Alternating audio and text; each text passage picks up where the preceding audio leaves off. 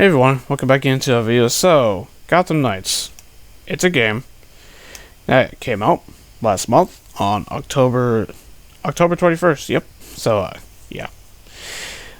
But before we kind of get to the meat and gritty, how did I play the game? Well, I played it on Xbox. I got it through GameShare, and thanks to a good friend of mine. Shout out to him for that.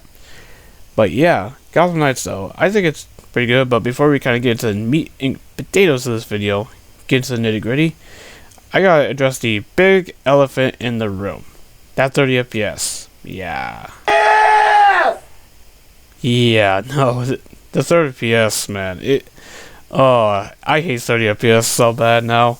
After playing so much 60 FPS this generation, you can really feel in this game because, like, that 60 FPS would have benefited this game so much. As the game is genuinely fun. There's a genuine good time to be had here. But now that that's out of the way, let's get into the actual nitty gritty. Let's first talk about the graphics. Well, what do I think of it? I think generally they're alright. They're not as good as Arkham Knight, which is insane because that game came out 7 years ago and still looks better than Gotham Knights. But I think that kind of is a testament to how talented Rocksteady is. And it should be interesting to see how Suicide Squad does, but hopefully it's pretty good, considering, the studio behind it, but I guess we'll see with that one. Now let's talk about the, again, visuals. They look good look good in areas, but lacking in others. Moving on, let's get to the actual gameplay itself. There's the whole detective mode, which is called AR targeting in this game, element from Arkham Knights. In other Arkham games, you're gonna see a lot of that here. But again, it's a Batman game. You know what I mean? But now the actual combat. And let's talk about the puzzles first. I definitely got confused a bit, as you can see here, because you could tell that I had no idea what the hell I was doing. So, and I think I had to look up on YouTube because I got so frustrated with some of it because I couldn't figure out what I was doing. But I eventually got past it, I could look past it, so interesting idea, could have been executed better. Let's get on the actual combat. Combat is generally pretty fun, I would say. It's definitely reminiscent of the Arkham series. What kind of annoys is the whole numbers, I'll kind of get why I think that, later on, because I think it's pretty telling. I have a theory about that. Okay, I'll get into it right now. Fuck it.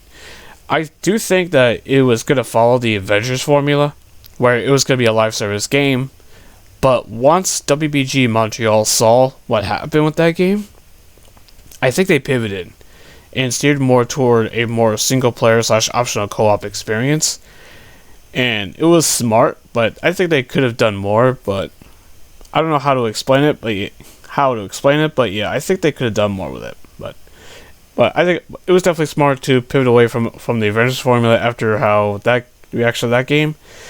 Yeah, this game is definitely better than Avengers, but that's not saying much, as Avengers is not good. The story of Avengers is good, don't get me wrong, but yeah, the live service completely killed that game. It's been struggling ever since, I should tell you. But back to Gotham Knights though. Yeah, combat is great. I do like some of the finishers. I think that's really cool. One change that I do not like, however, is how they removed the counter and replaced it with something that's inferior, which is the evade, where you just simply press the B button to evade attacks. While, you can still do that in the Arkham games, but you have the addition of countering. When an enemy is trying to hit you, you can counter their attack and deal damage to them. And that sucks that that's not here in Gotham Knights. And I think that's like I wouldn't call that an nitpick. I personally think it's a gripe I have with the game because having a counter just makes the gameplay better. So it kind of sucks they removed it. But I think that's more so of a gripe / nitpick I have with it. Yes, I just contradicted myself by saying it's not a nitpick, but then I said it is. Whatever. Yeah. Oh, a huge L on my part for that one, but whatever. Yeah. Now let's get. I do like the story. For the most part, it's interesting. I'm not going to go into full spoilery territory. I'm not going to say that, but because the game has only been out for a month, so I don't want to ruin the game for people. So the footage you're seeing is from very early in the game, as you could probably tell from those who have played the game. So now, before we get to my final quote unquote verdict slash of the game in general, I gotta say this: this game should never had no business being $70 personally. Especially, you can kind of tell if this game was made for last gen consoles.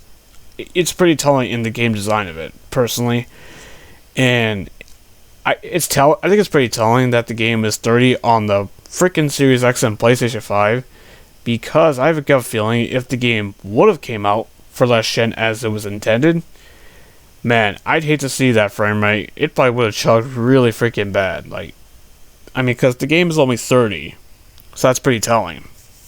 Like I just said, but okay, verdict time. I'm almost done with the game. I'm basically at the final act of the main story. I haven't even touched the new modes yet that they added with the last update. I haven't even touched those yet. So, but if I were to rate the game like right now, if someone were to ask me what I think of Gotham Knights right now, I would give it a 7.5 out of 10. I think the story is interesting for the most part, but a little disappointing in others. The visuals look good in areas, but not in others, like I just said. Before, he's seemingly like same pattern here. The game does have issues. It's flawed, but it is not terrible. It is generally really good. It's generally pretty good. There's definitely some fun to be had here. But do I recommend paying full price for the game? Absolutely not. What I would do, if you still want to pick up the game, I would wait for a sale. Say 30 or 40 bucks, but hey, that's personally just me. But overall, I'd say the game is good, but wait for a sale. Or if you can, or if you have a game share with somebody, and if they have the game, go ahead and give it a download. I would give it a shot, because there's some really good work here by WBG Montreal, and because I've been having fun with it, more fun than I thought I would, to be honest with you. But again, I definitely think it's better than Avengers. But again, that's not saying much. But yeah, 7.5. I would definitely give the game a shot. Especially if you're a fan of Batman. Because I do like some of the villains they have in the game. I'm not going to say much, but anyway, so yeah, 7.5. I recommend the game, but wait for a sale. So that's the end of it. So what do you guys think? If you've played this game, let me know down in the comments. Did you like it or dislike it? I'm curious to see people's opinions on this, because the game is very divisive. I've seen people that like the game, and there's others that absolutely hate it. And I can understand both camps, so it's very interesting to see what people's responses are to this game. But if you like this video, hit the like button, and consider hitting that sub button so you do not miss out any more videos for me on this channel, and I will see you on the next one. Until then, have a good one.